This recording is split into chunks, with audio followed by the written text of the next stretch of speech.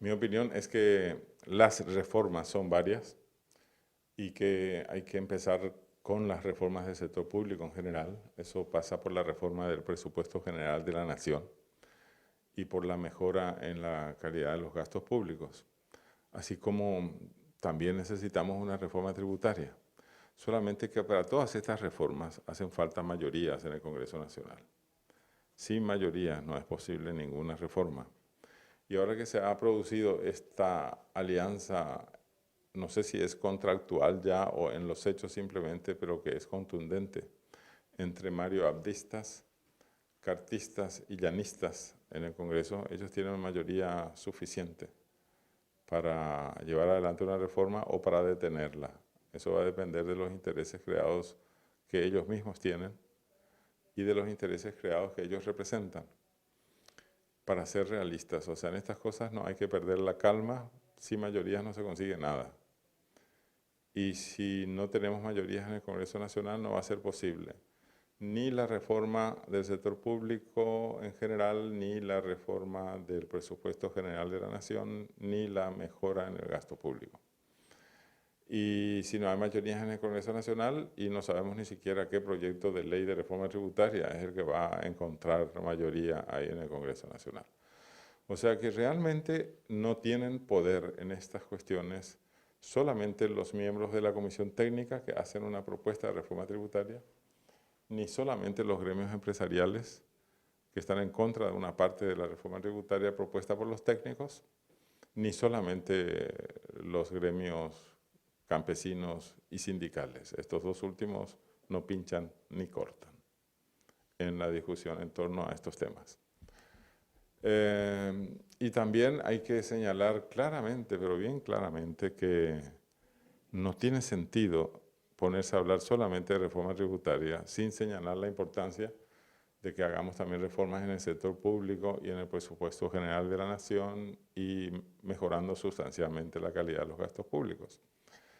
Pero yo creo que hay que ponerle también nombre y apellido a cada una de estas reformas. En el caso de la reforma tributaria, que yo creo que debe ser a continuación de las anteriores reformas o simultáneamente a esas reformas, hay que decir claramente que este proyecto de ley que conocemos y que tiene fecha 8 de abril, en líneas generales está muy bien hecho.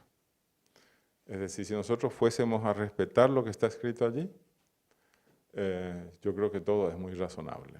Eso de unificar los 3 impuestos a las rentas en uno solo, me parece una idea genial. Es decir, van a unificar el IRASIS, que es el impuesto a las ganancias de las actividades comerciales, industriales y de servicios no personales, ¿no? Por un lado. Por otro lado está el IRAGRO, que es el impuesto a la renta agropecuaria. Y finalmente está el impuesto a la renta personal, que es el impuesto a los ingresos de la persona física. Y todos ellos van a ser uniformados en cualidades y en tasas. Solamente que habría que hablar todavía de algunas tasas. Por ejemplo, me parece necesario que se reduzca la tasa que está prevista en ese proyecto de ley para las remesas al exterior. Se está anunciando una tasa X que puede variar en cualquier momento, que es muy mayor a la tasa que se cobra a las utilidades distribuidas en el país, ¿verdad? Y yo creo que si se baja la tasa de impuestos sobre las utilidades remesadas al exterior, vamos a fomentar fuertemente la inversión extranjera en nuestro país, porque se está estableciendo allí una discriminación fuerte en contra de la inversión extranjera y nosotros somos dependientes de que ella se realice en el país. O sea, me parece que sería bueno reducir esa tasa que está prevista en ese proyecto de ley. Y la pregunta es solamente cuál de las tasas es la que va a tener mayoría en el Congreso. Pero vamos a suponer que la tasa para la redistribución de utilidades se mantenga para el extranjero en 10% y para los que están en el país el 5% y que se mantenga la tasa de impuestos a las ganancias para la reinversión de utilidades, o sea, se mantiene en la empresa esas utilidades porque se las van a reinvertir allí. Si se mantiene eso en un 10%, tendríamos tasas fáciles de memorizar también, que serían 10, 5 y 10. 10 para las reinvertidas en la empresa, 5 para las utilidades que se distribuyen a accionistas que viven en el país y solamente 10 para los que están en el extranjero. Actualmente es 15, por ejemplo, ¿no? Y allí no se mira el pasaporte. Allí lo que se presta atención es a la dirección fiscal, o sea, la que figura a los efectos fiscales. Si el accionista está en Paraguay, pagaría entonces 5% adicional, y si está en el extranjero, solamente 10% en vez del 15% actualmente. Sobre tasas se puede discutir, no vale la pena detenerse mucho en ese aspecto, pero si eso fuese así, yo creo que para el IRAGRO deberían regir también esas tasas. O sea, el IRAGRO habría que identificar totalmente al actual IRASIS, y por eso es que me gusta la fusión de todos los impuestos a las rentas en uno solo, que se llama impuesto a las rentas de las empresas, ¿no? Y a mí me parece que también el impuesto a la renta personal debería tener esas tasas.